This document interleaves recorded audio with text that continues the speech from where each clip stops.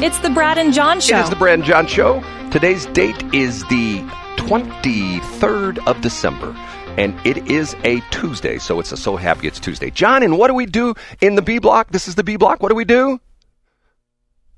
It's time for Brad's Top 3. A little bit of hesitation there, but we'll take it anyway. It's time for Brad's Top 3. It is. And we bring in the ladies because they know how to sing it not once, but twice. It's time for Brad's Top. And we start off with... It's number 3. Now, John, you'll accuse me of not doing show prep, but last night I could not get this to record. And I don't know why this is. I got my phone locked on me. I tried to get this thing taken off my phone because I found this on my phone, and I tried to transfer it over into the studio. And for whatever reason, every time I played this, it would not fully play, and it got screwed up. So here's what I'm going to do. Hopefully, I'm going to hit this button right here. I'm going to bring this up, and this is going to play. This is going to be an audible top 3, or at least number 3. Okay, good. Here we go. Alfred Montgomery, data centers, redistricting, Kara Spencer wins, Tashara Jones loses, May 16th tornado, Sam Page indicted, St. Louis County budget woes, Mike Kehoe starts, J.B. Pritzker rises, Dick Durbin retires, Andrew Bailey leaves, Catherine Hanaway returns, Big Beautiful Bill happens, Josh Hawley and Eric Schmidt do and say stuff, Cori Bush challenges Wesley Bell, sports betting begins, Republicans target ballot initiatives, state oversees St. Louis police, Senate filibusters broken, norms shattered, precedents thrown away, Trump is back, and Denny Hoskins keeps wearing his awesome red coat? How am I supposed to understand what 2025 meant for Missouri, St. Louis, and Illinois politics? You done? You done with your little mantram? Yes. Okay, that is Jason Rosenbaum. Do you like that? Whoa, what's that sound? He's doing it again. He's going nuts again. Okay. Yeah, and folks can find the piece that's referenced in that clip by going to johncombest.com today, and you'll see Jason Rosenbaum's 2025 in summary. Now, John, I'm going to do something I normally don't do. I'm going to break format a little bit because of the fact that I would go with my number 2 and then my number 1, but I'm afraid the time is going to not be on my side. So I'm going to try to do something right now, which I've never done before. I'm going to essentially not say number 2, number 1. I'm going to place a phone call here real quick. Okay. I can't. Are you going to sing happy birthday? No, but I'm afraid he might already be left for work. So I'm calling If not, I'll continue on. This is my youngest son, whose birthday is today. And he's not going to answer. Darn it. I think I missed him. He might be in the shower still. He goes to work early.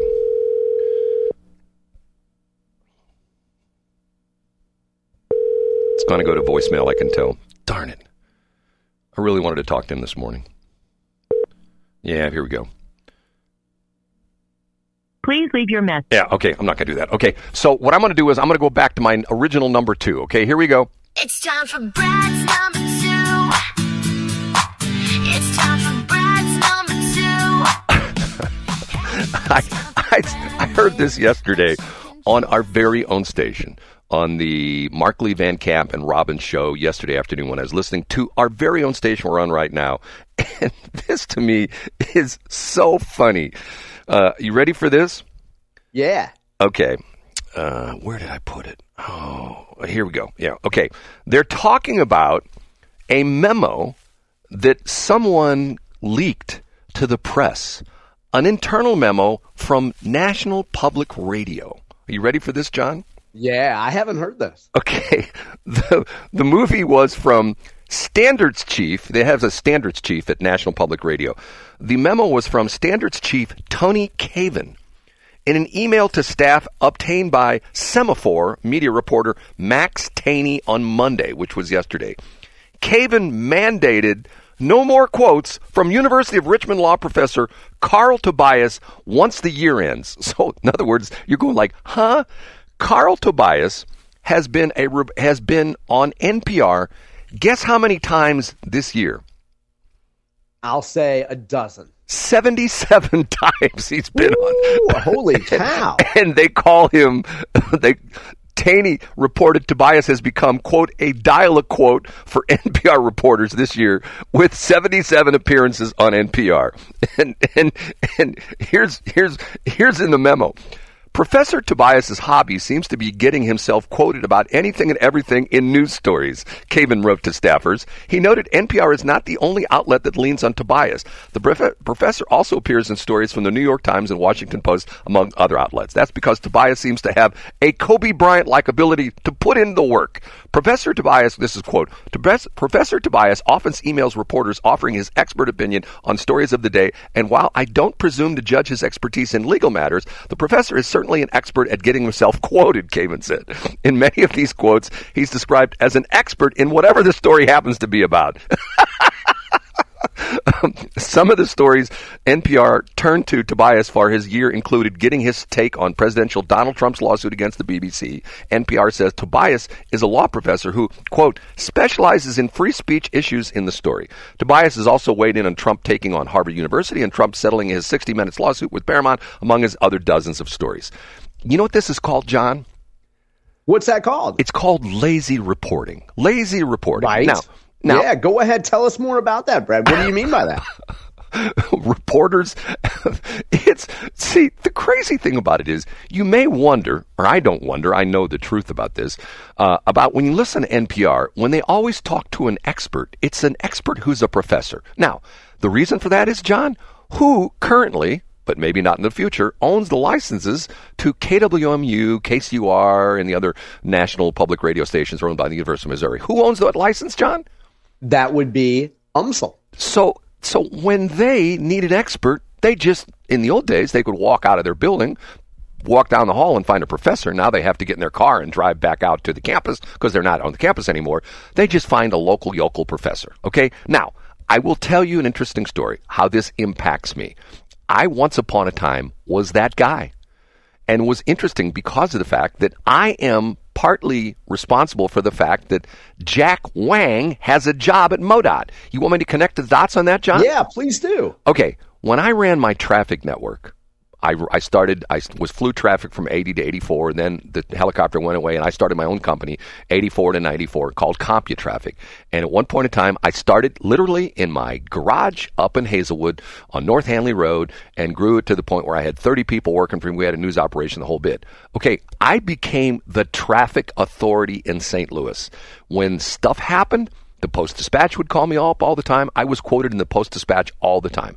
At the time, I was on Channel 2, then I moved to Channel 4, and I had at times, I was the traffic reporter on Channel 4. My very first news bite, or news hit I did on Channel 4 was in the 6 o'clock newscast when some power lines fell across 44 right there at River to Pear, and I was a featured reporter. I didn't even work at the station. So I became like the traffic guy.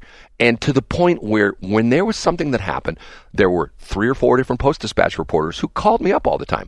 Now, the reason Jack Wang ultimately got his job, and this is not hearsay. This is something that was told to me by somebody at MoDOT. Somebody at MoDOT got mad about the fact that I was the traffic authority. And at that point in time, they had one part-time position at MoDOT for a public relations person. They got in their budget. And I think at one point in time, they had just in the St. Louis district, I think they hired 3 newbies who became the traffic authorities. And they positioned themselves as when you have a question about traffic, highways, interstates in the St. Louis area, instead of calling Brad, call these guys at MoDOT. Yeah, that makes sense. Call people that really know what they're talking about. Don't call that guy up in Hazelwood.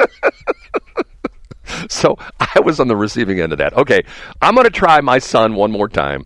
And yeah, then, try him, Brad. And then I will give a little story about my son. Each one of my kids is different. Where's my phone? Here we go again. Let's do recent. Let's do this. Let's do this. Hit the button, and this should hopefully work. Okay. Come on, Drew, answer the damn phone. I called you last night. You didn't answer last night either.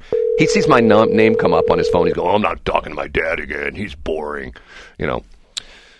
He's not going to answer. Okay, Drew is my youngest son. Today he turns 32. Hard for me to imagine that. 32 years old. Drew is my second tallest son. My kids are all tall. My oldest son is 6'4". My middle son, Blake, who we had on the phone last week, is 6'8", and my youngest son, Drew, he's This is Please leave your message for his voicemail. He's 6'4", okay? Drew is an amazing kid.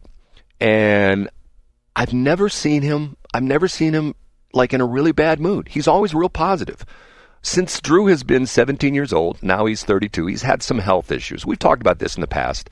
Matter of fact, not this summer, but past summer, I spent probably, and I'm not trying to, pat myself in the back or anything like that, but I probably spent, there was a couple weeks where I'd get off the air with you, and every single day I'd take my son to another doctor's appointment or a hospital visit or something like that.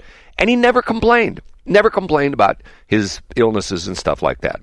And what's so interesting to me about it is, this is a kid that every job he's had, his boss will say, "Oh my God, your son is so good. We love having him around." He used to work at the optical department at the St. Charles Sam's store. And from time to time, as I would drive by there, if I had an appointment or something like that, I would just stop in and say hi to him. Sometimes he was his day off, and I'd walk in, and there were other ladies that worked there with him, and they would always tell me, "Oh my God, we love your son. He's so much fun. He's so great to work with. He's such a great worker." Okay? But if you ask my son about his job, he has one common response to every single job he's had. You know what that is? What is it? He hates his job. But he doesn't signal it to people. They don't get that vibe from him. No. I mean, you've worked with people that hate their job. They're, "Oh, I hate this place. Boss sucks. I don't know why I come to work every day." Yeah, so he tells you privately that he's not happy about it, but others wouldn't know that. He is a Bernie Sanders bro, because he thinks that if Bernie Sanders was the president, he would have his dream of having a check come in the mail every month that would take care of all of his living expenses, be able to pay for enough money to have his internet be as fast as it can, so he could sit around all day and play games on the internet. Just be a gamer, okay? That's all he wants to do in life. And at one point in time, I said to him, "You know what? I try to be supportive of all my kids. Why don't you try to be a professional gamer?" Because, John, there are some guys making some serious dollars doing that. The matter of fact, Lindenwood now has, I don't know if you knew this or not, they have their own esports arena. Did you know about this? No, I didn't know they had an arena for it. That's amazing. Actually, it's a room in the building out there in the student center. I went to the grand opening of it. They had a big ribbon cutting with Mayor Borgmeyer, and everybody was there. So I said, "Why don't you take it to the next level? Why don't you really get into this? Why don't you become one of these guys?" There's guys that screenshot their games they play and have millions of views on YouTube. Yeah, and there's hot girls that do it that don't really care about gaming but sit around and pay. Brad, wouldn't your son's response to that, I don't mean to preempt your story, but wouldn't your son, his response might be, "Hey, I actually enjoy gaming. It's time for me to take time off. And if I made it a profession, it would appear as to be a job." Well, I'm of the philosophy that make your vocation your vacation, and then you'll never have to work a day in your life. If you enjoy what you do, then to a certain extent, that's so with me. I enjoy what I do.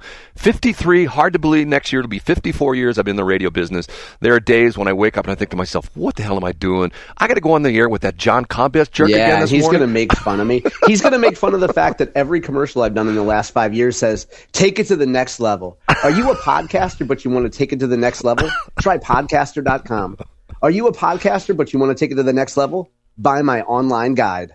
Well, maybe your son doesn't want to take anything to the next level. Maybe he's happy with the level he's at. I thought you were going to beat me up about Real Talk because you beat me up about that last week. Real Talk. Oh, yeah. Real Talk. No, not at all, Brad. You know what? I have to try him again, I have to do one more time. I'm sorry. Try him one more time. I'm sorry. One more time. Don't apologize, Brad. It's your son. Yeah, it's my son. He's got an interesting sense of humor, too. It's hard to believe. I got 4 kids. Same mom, same dad. Hey, same mother, same father. They couldn't be more different. Drew? Are you there, Drew? Drew, do you hear me? Yep. Drew, do you hear me? I do. You're on the air, Drew. Hello. Can you speak up a little bit? I can hardly hear you. I don't know. I'm at work. Oh, you're at work. Oh, you're in early. Okay. I'm sorry. I bothered you at work. I just wanted to say happy birthday, and I love you. Thank you. I appreciate it. Love you, too. Okay, bye. He's at work, John. See, there you go. What he didn't say in that thing is, God, I hate this place. I hate Janet, who sits next to me, who's congested. I can hear her breathe. I hate Frank. He brings in fish at lunch, and it stinks up the whole place. I'm tired of hearing about Betty's kids. I hate this place. I can't wait to leave. Why can't Bernie Sanders pass universal basic income? Yeah. Each one of my kids, my oldest son, Brett, my daughter, Amanda, my son, Blake, who we had on the air last Tuesday, and my son, Drew. I'll be honest with you. I didn't want to have kids. I didn't want to get married. And interesting story of how I ultimately got married. Interesting story how to have my first kid. My wife tricked me, and I wasn't happy about and that. by the way, there was a shotgun involved in that. Yeah, it was a shotgun. I can't imagine my life without my 4 kids. I really can't. I don't see them that much anymore. 3 of my kids don't live in the area anymore. Drew's the only one who's a local anymore. And I will see him tonight. We're taking him out for dinner. And I will see him hopefully very soon over the next couple of days. So, Drew, I love you. I can't imagine my life without my kids. How's that, John? Brad, that's quite touching. And just think, Brad, based on how your gallbladder's going, that's probably the last birthday call you'll ever make to your kids. Probably so. Okay. We captured it on the air. We have to take a break.